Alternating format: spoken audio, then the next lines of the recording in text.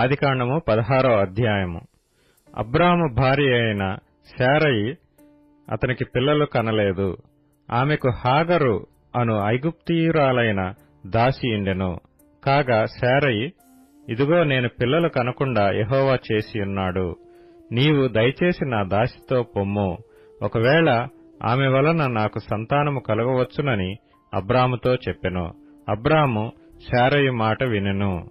కాబట్టి అబ్రాము కనాను దేశంలో 10 ఏండ్లు కాపురమున్న తరువాత అబ్రాము భార్య అయిన శారయి తన దాసి అయిన హాగరును ఐగుప్తీయురాలిని తీసుకుని తన పెనిమిటి అయిన అబ్రామునకు భార్యగా ఉండునట్లు అతనికిచ్చెను. అతడు హాగరుతో పోయినప్పుడు అది గర్భవతి అయ్యెను. అది తాను గర్భవతినైతినని తెలుసుకొనినప్పుడు దాని యజమానురాలు దాని దృష్టికి నీచమైనదాయెను.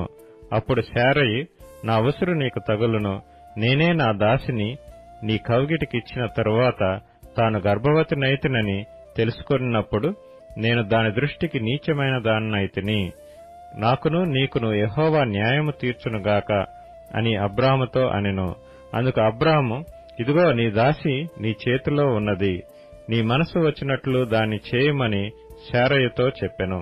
శారయి దాని శ్రమ పెట్టినందున ఆమె యొద్ద నుండి అది పారిపోగా యెహోవా దూత అరణ్యములో నీటి బొగ్గ యొద్ద అనగా షూరు మార్గములో బొగ్గ యొద్ద ఆమెను కనుగొని, శారయి దాసి అయిన హాగరు, ఎక్కడ నుండి వచ్చితివి, ఎక్కడకు వెళ్ళుచున్నావని అడిగినందుకు అది నా యజమానురాలైన శారయి యొద్ద నుండి పారిపోవచున్నానెనెను.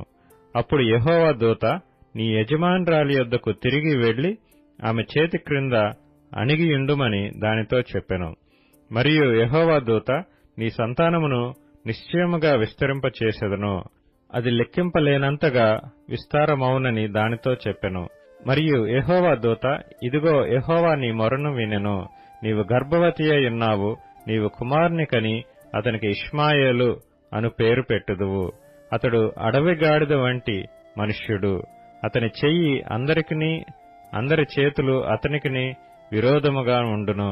అతడు తన సహోదరులందరి ఎదుట నివసించునని దానితో చెప్పగా, అది చూచుచున్న దేవుడవు నీవే అను పేరు తనతో మాట్లాడిన యెహోవాకు పెట్టెను.